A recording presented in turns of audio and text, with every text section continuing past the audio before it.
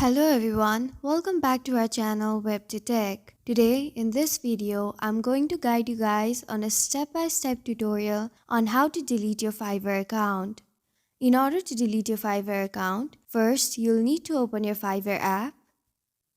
Here you'll be shown your home page. Make sure you are logged into the account that you want to delete. From here, you'll have to tap on the profile icon on the bottom right corner of your screen. You'll be directed towards your profile settings. From here, you'll have to tap on the account option from settings. Here, you'll find your account information like your full name, email, personal balance, and so on. You can also find option to deactivate and delete your account. Now, you'll have to tap on the deactivation and deletion option. From there, you'll find two options. It says you can deactivate your account or permanently delete your account. Remember, if you delete your account, it is going to be permanent and irreversible, while if you deactivate your account, it is going to be temporary. Now, in order to delete, you'll have to tap on the second option. Then, you'll have to tap on Continue to Account Deletion.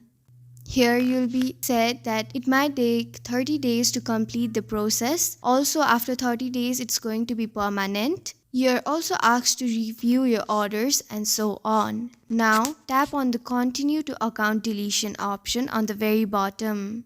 Here you'll be asked the reason why you are deleting your account. You can tap on the option that associates with your reason. Confirmation will be asked in order to delete your account. You'll have to type in delete.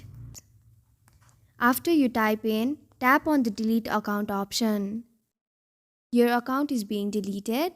Now for 30 days your account will be deactivated. After 30 days, your account will permanently be deleted. Now in order to check if your account has been deleted or not, you can go to your app and you can see that you are not logged in.